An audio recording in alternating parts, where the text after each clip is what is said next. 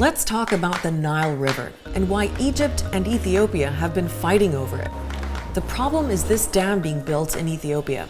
Once it's finished, it'll be the most powerful hydroelectric dam in Africa. አገሪቱ በደህንነት ላይ ያለች ሀገር ስለሆነች የኤሌክትሪክ ሲስተሙ ለሁሉም ተደራሽ ይሆናል የሚል ሐሳብ አለኝ። But Egypt says its supply of water is in danger of drying up. الكل عامة قلقان خراب على الكل. After years of talks, they're now saying they're close to signing a deal on how to share the water. But there are lots of details that need to be worked out. So why has it been so hard to end the battle for the Nile?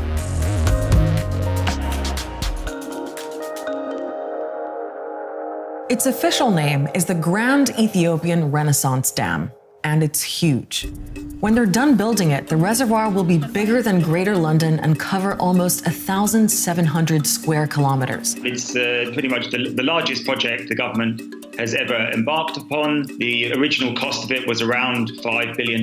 It will probably be significantly more than that. But before we get into the dispute about the dam itself, it helps to understand the Nile Basin and what's at stake. 11 African countries are in it, and 280 million people live there.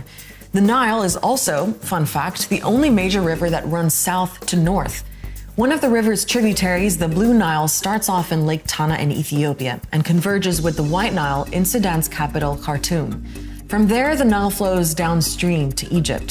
There are several dams along the way, including Egypt's Aswan Dam. But Ethiopia is building its power plant upstream, right here on the border with Sudan.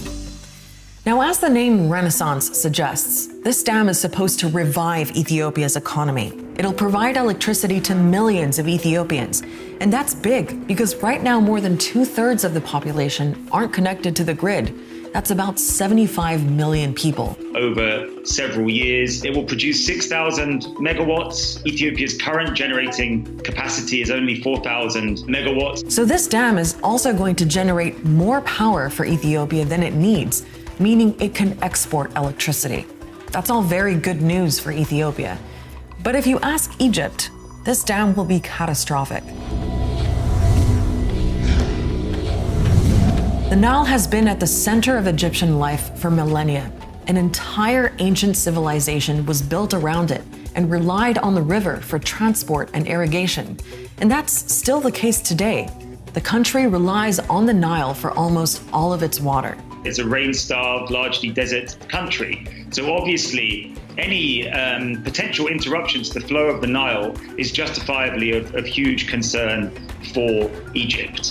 Egypt controls most of the flow of the River Nile into its country, at least for now. Egypt's biggest worry is how quickly Ethiopia will fill the reservoir, and our colleagues at Al Jazeera Labs have studied a few scenarios. Say Ethiopia agrees to fill the reservoir over the next 10 years.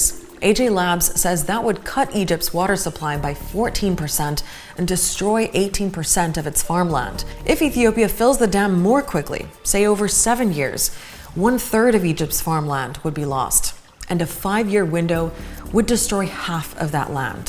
According to their simulations, this is how the Egyptian delta would change over those 10 years. So Ethiopia's best case scenario, filling the dam as soon as possible, is Egypt's worst nightmare. It's no wonder these negotiations have been tough. It was during the Arab Spring in 2011, while Egypt had a revolution on its hands, that Ethiopia started building the dam. Ever since then, Egyptian leaders have tried to stop the project, and military conflict never seemed far. Last year, Ethiopia accused Egypt of sending rebels to neighboring Eritrea to sabotage the dam, prompting another Nile-sharing country, Sudan, to send its troops to its border. In 2018, the operating manager of the Ethiopian dam, Semenu Bekele, was found dead. Bekele's sudden death drew crowds and raised suspicions. It was reported he'd been shot in broad daylight, which led to protests, but in the end, the authorities said Bekele took his own life.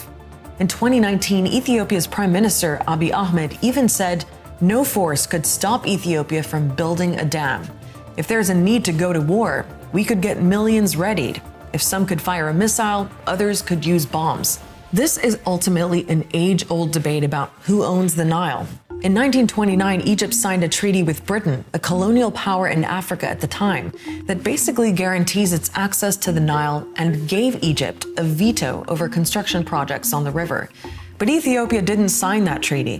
Then in 1999, all the Nile Basin countries, including Egypt and Ethiopia, signed an agreement on managing water. But that deal was compromised in 2010, when 6 of those countries decided to draw up another treaty. This time, Egypt rejected it because it threatened its historic rights to water.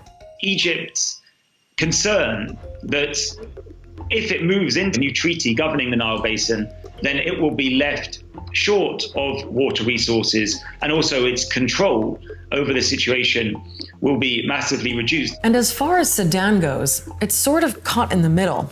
Egypt is Sudan's political ally, but the government supports the Renaissance Dam because it'll be a source of affordable energy and it will help regulate flooding. والنيل الأزرق بالذات متمرد جدا. بعد مرات الطوبة شايفه ده قبل ما يشيلوه بيكون خلاص غرقوا اليوم. The good news is that Egypt, Ethiopia, and Sudan are in talks with one another. The bad news is that they still haven't answered the tough questions. Questions like, when there's a drought, will Ethiopia consider Egypt's needs? And when is a drought a drought? Those conversations will only get tougher because more dams are being planned, populations are growing, and the climate is changing, all of which will make the Nile and the supply of water increasingly worth fighting over. Hope you're finding Start Here useful. The idea is that we lay out the basics and bring you up to speed with what's going on in the news, but as always, AlJazeera.com and all our social media pages have all the latest updates. I'll see you next week.